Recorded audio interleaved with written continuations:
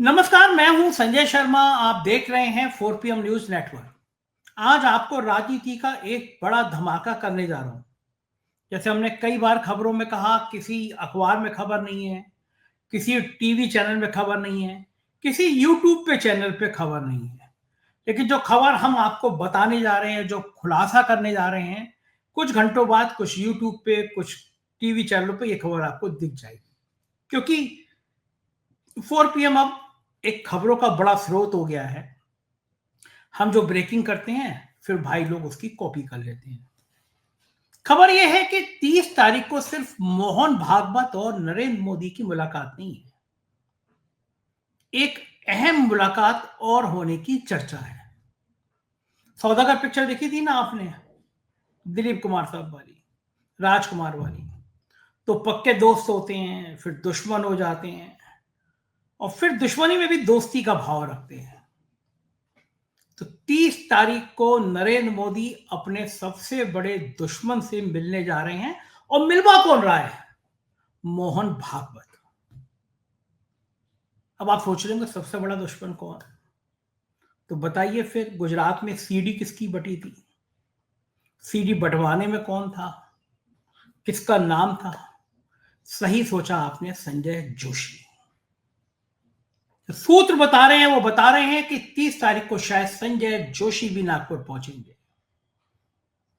मोहन भागवत चाहते हैं कि संजय जोशी और नरेंद्र मोदी आमने सामने बैठ के बात करें। क्या है इस रणनीति का पूरा खुलासा? किसने ये व्यू रचना रची? कौन है इसका सूत्रधार? कौन चाहता है कि ये बातचीत हो जाए? मैं सीधा नागपुर ले चलता हूं। ब्रिलियंट पत्रकार, जिनके नागपुर में संघ मुख्यालय में जबरदस्त संबंध है, हर घटना पर नजर रखते हैं। सीधे चलते हैं राजीव रंजन के पास नागपुर, और आज बहुत जबरदस्त खुलासा है। दिल थाम के पूरी बातचीत सुनिएगा। पहले चैनल को सब्सक्राइब और ज्वाइन कर लीजिएगा। चलते हैं नागपुर। राजीव भाई, नागपुर के संतरे इस बार बहुत खाए, लेकिन राजनीति में सिर्फ नागपुर ही नागपुर छाया हुआ है। कभी दंगे हो रहे हैं, कभी प्यार मोहब्बत की बात हो रही है। सुनने में आया है कि एक राम लक्ष्मण का मिलन भी नागपुर में होने जा रहा है। और ये राजनीति की, मोदी की राजनीति की जीवन की मैं एक बड़ी घटना मानूंगा अगर ये होता है तो। और मैं क्या मानूंगा कि ये मोदी के जीवन का झुकना है। राजनीति के सब अंतिम दौर में जब वो पहुंच गए हैं, मतलब अंतिम दौर ही है, उम्र उनकी 75 साल हो गई है। उनके बनाए अगर नियम पे चलेंगे तो 1-2 साल में वो, या अभी रिटायर हो जाएंगे वो। उन्होंने कहा था, भाई 75 साल हो जाओ तो टाटा बाय बाय, सब मार्गदर्शन मंडल में चले जाओ। आडवाणी, मुरली मनोहर जोशी, उन्होंने सबको ठंडे बस्ते में लगा दिया। लेकिन अब बारी उनकी है। लेकिन इस दौर से पहले, जिस तरह जेपी नड्डा ने संघ को कहा था, फिर नड्डा को भागवत के दरबार में हाजिरी लगानी पड़ी, और बाद में फिर नड्डा ने आके मोदी जी को बताया होगा कि भागवत ने कैसी क्लास लगाई। उसके बाद में ये जो बड़ा मिलन होने की चर्चा है, जरा आप नागपुर में रहते हैं, संघ मुख्यालय के बड़े करीबी हैं, मुझे पता है कि संघ के बड़े बड़े प्रचारक आपसे व्यक्तिगत बातें कर लेते हैं। गडकरी जी के पड़ोसी हैं आप, तो आपका तो वैसे भी जलवा है। फडणवीस के शहर में, गडकरी के शहर में, मोहन भागवत के शहर में, तो राजीव भाई का तो जलवा ही है। लेकिन आपके सूत्र बड़े डेवलप तेज है, मैं मान गया हूं आपके सूत्रों को। फिर जो ये कहानी सामने आ रही है भरत मिलाप की, एक ऐतिहासिक कहानी, जरा मुझे दर्शकों को बताइए, इस कहानी में कितने दांव पेच है, ये कैसे बुनी गई कहानी, और ये कहानी अगर सफल हो गई तो राजनीति में इसका मतलब क्या होगा? संजय जी, आपकी खबर एकदम पुख्ता है, ऐसा सुनने में आ रहा है। और ऐसा इसकी संभावना बहुत ज़्यादा है कि 30 तारीख को जब नरेंद्र मोदी जी नागपुर में आ रहे हैं, उसी वक्त बैकडोर से संजय जोशी जी की भी नागपुर में एंट्री होने वाली है। और इन दोनों की मीटिंग जो है वो नागपुर में ऐसा बहुत ही पुख्ता मेरे स्रोतों ने कंफर्म किया, एक ने नहीं दो ने, कि नागपुर के अंदर में संजय जोशी जी और नरेंद्र मोदी जी के बीच में बातचीत जो है वो मोहन भागवत जी कराने वाले हैं। भरत मिलाप होगा। और देखिए, एक बात समझिए संजय जी, 1997-98 के पहले संजय जोशी जी और नरेंद्र मोदी में बहुत ही पक्की दोस्ती थी। बहुत ही गहरी दोस्ती थी, दोनों एक ही थाली से खाना खाते थे। राष्ट्रीय प्रदेश महासचिव हुआ करते थे नरेंद्र मोदी जी, और प्रदेश सचिव हुआ करते थे संजय जोशी जी, गुजरात के। अब बताइए, नागपुर का आदमी वहां गुजरात में सचिव है प्रदेश का, और महासचिव नरेंद्र मोदी जी है। इन दोनों के बीच में बहुत ज्यादा स्ट्रॉन्ग बॉन्डिंग थी, बड़े भाई छोटे भाई की तरह बॉन्डिंग थी। और ये जो बीजेपी को जो सफलता मिली, जो ग्रास रूट से बीजेपी गुजरात में डेवलप हुई, इसमें इन दो व्यक्तियों का बहुत महत्वपूर्ण योगदान है। ऑफ कोर्स केशुभाई पटेल, शंकर सिंह वाघेला और भी लीडर्स रहे हैं, पर संजय जोशी और नरेंद्र मोदी ने भी बहुत अहम भूमिका निभाई। और इन दोनों की जोड़ी जो थी वो बहुत ही मतलब अच्छी जोड़ी उस वक्त भी मानी जाती थी। कुछ मिसकम्युनिकेशन हुआ जब शंकर सिंह वाघेला ने रिवोल्ट किया था। तो ऐसा बताया जाता है कि जब वापस से भाजपा चुन के आई और नरेंद्र मोदी जी को बाहर का रास्ता दिखाया गया और केशुभाई पटेल को सीएम बनाया गया, तो किसी ने कान भरे हैं नरेंद्र मोदी के कि इसमें पूरा काम जो है वो संजय जोशी ने किया है। राष्ट्रीय स्वयंसेवक संघ को संजय जोशी जी ने कुछ इस तरीके की बातें बताई, जो उस टाइम में रज्जू भैया जो अध्यक्ष हुआ, जो सरसंचालक हुआ करते थे, उन्होंने अटल बिहारी वाजपेयी और लाल कृष्ण आडवाणी के सामने बात कही कि भाई केशुभाई पटेल को ही सीएम बनाना है और नरेंद्र मोदी को आप बाहर रखो। तो ये उस टाइम से एक दिमाग में थॉट नरेंद्र मोदी के चला गया कि मेरी जो गुजरात से जो मुझे बाहर का रास्ता दिखाया गया, इस पर संजय जोशी का बहुत बड़ा योगदान है।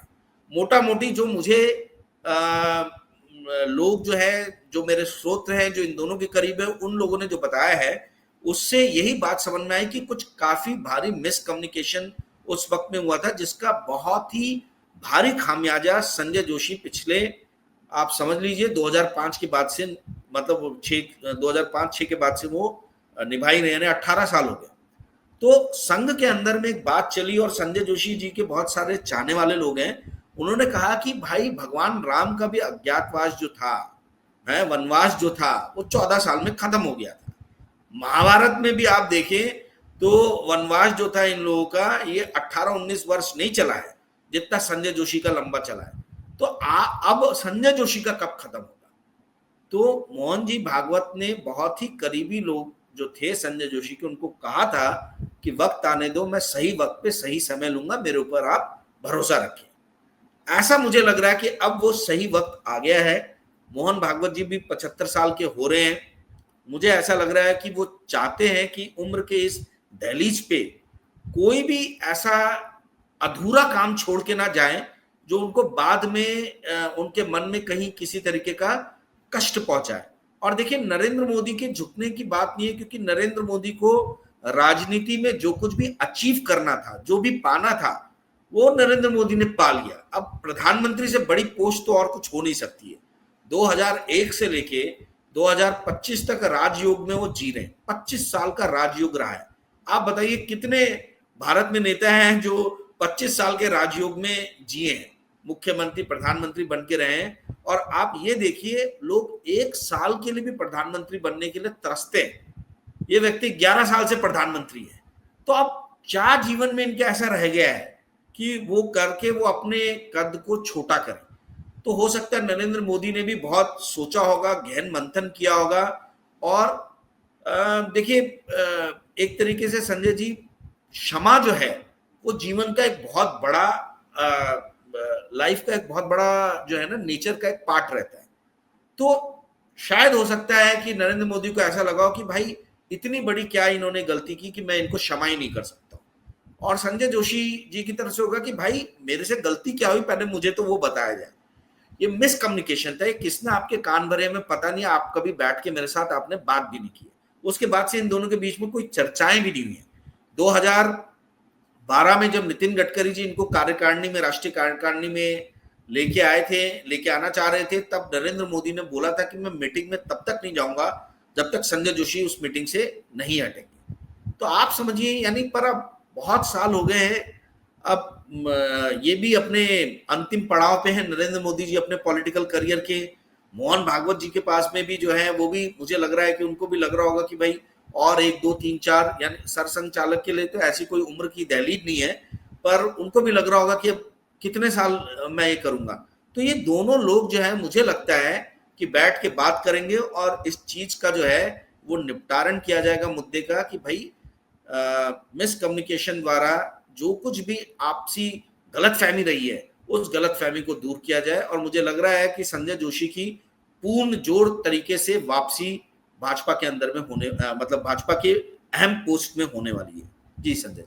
अच्छा, ये क्या लोगों को आभास था, क्योंकि संजय जोशी के दिल्ली के घर में सिक्योरिटी बढ़ा दी गई थी, लोग मिलने ज्यादा ज्यादा जाने लगे थे, पार्क में उनके जो वहां पार्क में मिलते हैं वहां कुर्सियां ज्यादा लग गई थी। और कहा जाता है संजय जोशी के बारे में, हमने पहले भी चर्चा करी, कि वो इतने कॉन्फिडेंस में रहते थे, अगर आपका काम है तो सीधे वो यूपी के डीजीपी को उठा के फोन करते थे, संजय जोशी बोल रहा हूँ, राजीव भाई का काम है। किसी भी मुख्यमंत्री को, भाजपा शासित राज्य के मुख्यमंत्री को, चीफ सेक्रेटरी को फोन कर दिया करते थे। तो ये ताकत संजय जोशी के पास कहां से आती थी भाई? सबको पता था, यूपी के डीजीपी को क्या पता नहीं होगा, चीफ सेक्रेटरी को पता नहीं होगा कि नरेंद्र मोदी से पट नहीं रही है संजय जोशी की। लेकिन तब भी ये कॉन्फिडेंस, ये ताकत आती कहां से थी संजय जोशी पे, कि किसी को भी उठा के फोन लगा दिया और उसको हड़का दिया या बात कर ली और उसका काम हो गया? ये ताकत कहां से आती? देखिए, संजय जोशी जी हमेशा से संगठन के आदमी रहे। एक तो मैं ये बता दूं, वो मैकेनिकल इंजीनियर है, और वो भी वीएनआईटी जो है, वीआरसी नागपुर में जो नेशनल इंस्टीट्यूट ऑफ टेक्नोलॉजी है, वहां के वो प्रोडक्ट रहे हैं। आज उनकी उम्र 62 साल है। उनके पास में और अभी बहुत समय है, ये अप्रैल में 62 क्रॉस करके 63 के हो जाएंगे वो, परंतु समय है उनके पास में, 10-12 साल का अभी भी समय है। और उन्होंने संगठन में ही काम किया है संजय जी। उनकी बहुत अच्छी मित्रता रही है वसुंधरा राजे जी के साथ में, उनकी बहुत अच्छी मित्रता रही है आपके ये जो मध्य प्रदेश के जो सीएम रहे हैं शिवराज सिंह चौहान, उनके साथ में। एक बात मैं आपको बताता हूं, 2001 से लेकर 2005 के बीच में जब ये राष्ट्रीय महासचिव संगठन थे संजय जोशी, उस टाइम में सबसे ज्यादा स्टेट्स में बीजेपी ने विनिंग जो स्ट्रीक जो रहता है, वो विनिंग स्ट्रीक जो है वो किया था। पहली बार बिहार में लालू का शासन खत्म हुआ था और भाजपा और नीतीश की गवर्नमेंट आई थी। वैसे ही मध्य प्रदेश में दिग्विजय सिंह की रवानगी हुई थी और उमा भारती जो है वो सीएम बनी थी। राजस्थान में भी जो है इनकी सरकार आई थी। यानी इनके टर्म में बहुत, जब ये संगठन महासचिव थे, इन्होंने लाइन से बहुत सारे जो है वो जीते, मतलब विन जो थे वो बीजेपी को मिली। और उस टाइम में कोई गोदी मीडिया हुआ नहीं करता था। चुनाव जीतने के लिए बहुत संघर्ष करना पड़ता था। इलेक्शन कमीशन बहुत ही ऑनेस्टली के साथ काम करता था। इलेक्शन कमीशन सबकी बात सुनता था। सुप्रीम कोर्ट डिसीजन देने में इतनी देरी नहीं करता था। कहने का अर्थ यह है कि जो अंग है एक लोकतंत्र को चलाने वाले, जो पहिए हैं ये सब, चाहे मीडिया हो, चाहे चीफ इलेक्शन कमीशन का ऑफिस हो, चाहे सुप्रीम कोर्ट हो, ये सुचारू रूप से काम कर रहे थे। तो जीतना इतना आसान नहीं था, ठीक है। उसमें मेहनत करके, और इस पार्टी के पास में पैसा भी नहीं था इतना जो अभी आ गया है। तो उस टाइम में जो जीत एक एक करके संजय जोशी के टाइम में बीजेपी ने हासिल की, उसने एक सिक्का जमाया उनका कि भाई ये आदमी जो है ये संगठन को एक अलग ही लेवल के ऊपर में लेके जा रहे हैं। आपको याद होगा कि उस टाइम में भी अटल बिहारी वाजपेयी कभी 272 नहीं 272 का आंकड़ा पार नहीं कर पाए थे। वैसी स्थिति में बीजेपी को लाइन से हिमाचल प्रदेश, झारखंड, उत्तराखंड, बिहार, राजस्थान, इन सब स्टेट्स में जिता के लाना, ये अपने आप में बहुत बड़ी बात थी। इससे उनका कद बढ़ा। और ये जितने भी बड़े आज की डेट में बीजेपी के लीडर्स हैं, आप देखिए ये सब संजय जोशी के समय के उस टाइम में उभरे हुए हैं। चाहे वो वसुंधरा राजे हो, चाहे वो बाबूलाल मरांडी हो झारखंड में, चाहे शिवराज सिंह चौहान हो मध्य प्रदेश में, ये सभी के सभी लोग जो हैं उसी टाइम में उभरे हैं जब संजय जोशी भाजपा संगठन को ऊपर की तरफ लेके जा रहे थे।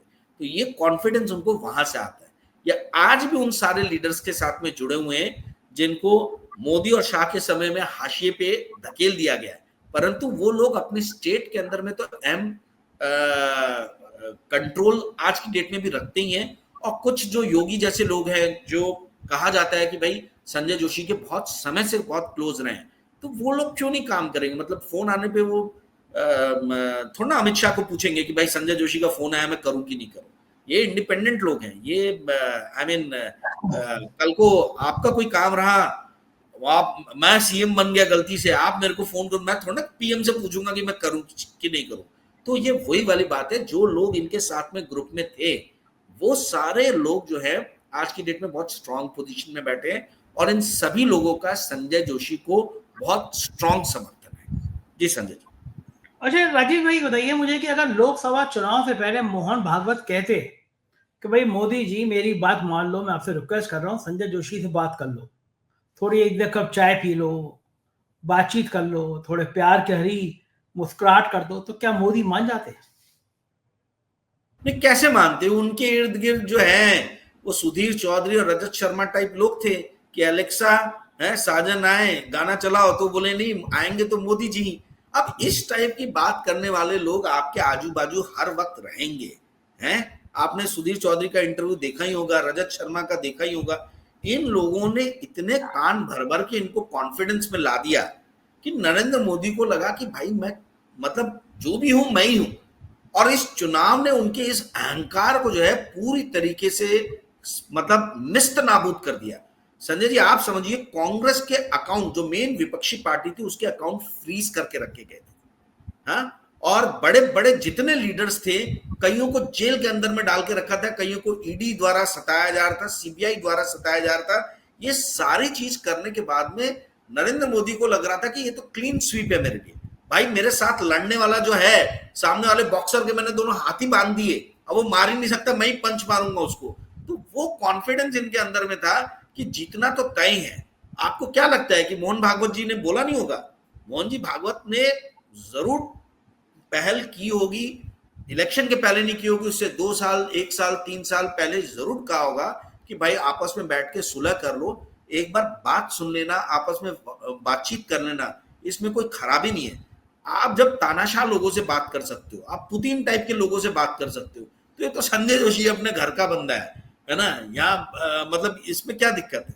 तो ये उस टाइम में नरेंद्र मोदी में चल रहे थे, और उनको अहम में घमंड में डालने का सबसे बड़ा काम जो है ये मीडिया की लोगों ने किया।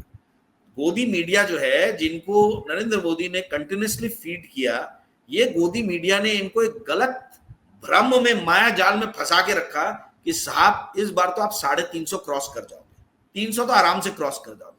और इस घमंड और इस माया जाल में फंसे रहने के कारण ही जो है नरेंद्र मोदी समझे नहीं इस चीज को। और जब उनको 240 का झटका लगा, तो 240 वोल्ट का झटका इतना स्ट्रांग था कि उस दिन के बाद से लेके आज तक देख लीजिए, गवर्नमेंट के अंदर में कंप्लीटली पॉलिसी पैरालिसिस है।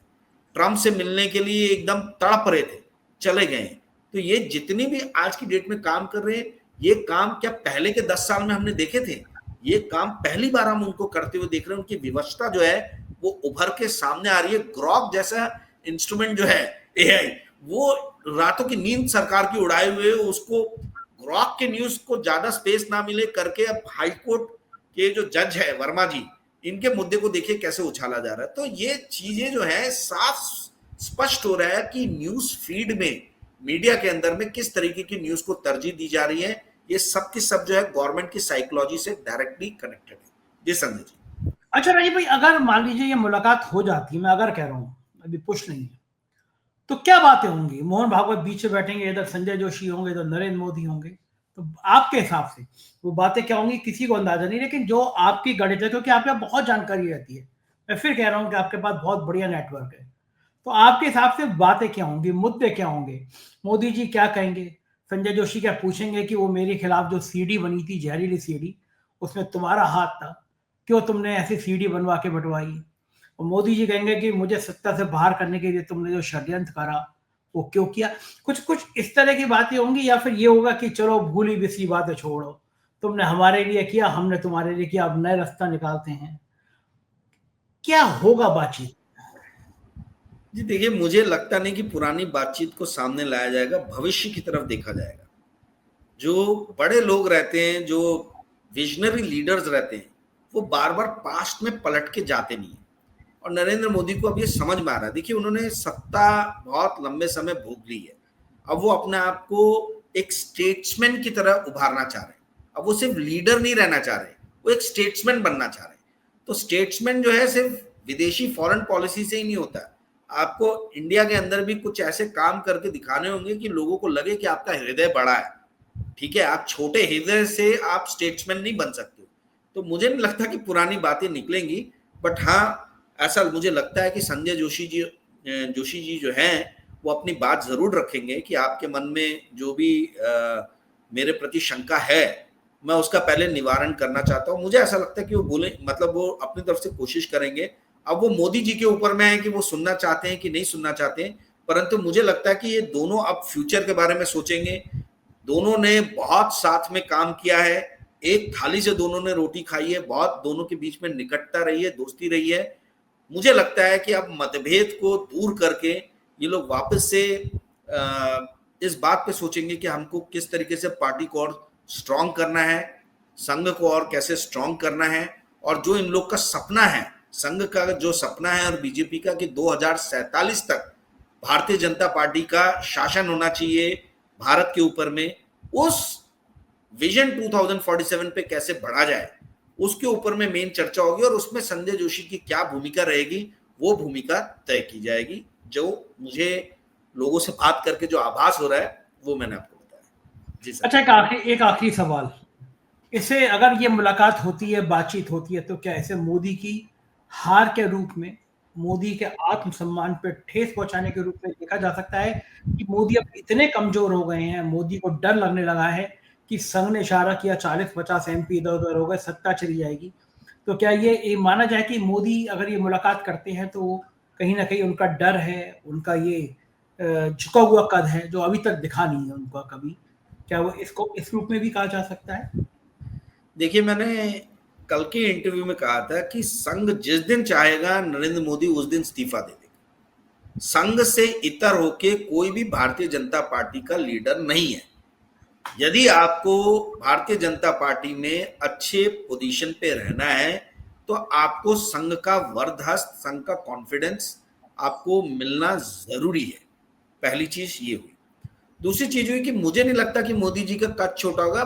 मैंने जैसे बताया है कि ये लगेगा कि इनका हृदय छोटा नहीं है, ये संकुचित मानसिकता वाले व्यक्ति नहीं है, इनका वृहद मानसिकता है, दिल बड़ा है।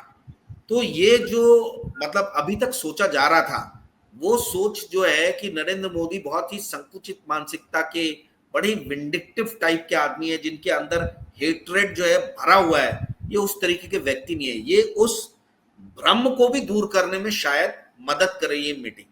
और देखिए, मैंने आपको बताया कि नरेंद्र मोदी सरकार गिर जाने का डर जो है ये तो हमेशा बना रहता है। ये बाहर से नायडू, नीतीश कुमार और अंदर से संघ, ये मालूम है मोदी जी को।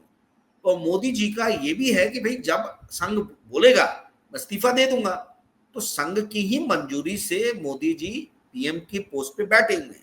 और यदि ऐसा नहीं होता तो संजय जोशी के साथ में मेल मिलाप जो है ये कदापि नहीं होता। इस बात को आप समझिए, ये एक संजय जी इशारा भी है कि जो 75 साल का जो कानून है ये कानून इंटैक्ट रहेगा। कुछ लोग जो हैं वो मार्गदर्शक मंडल में जाएंगे। आप एक बात को समझिए, भले हमको देखिए जो पॉलिटिक्स हमको नजर आती है, पॉलिटिक्स वैसी है नहीं संजय जी।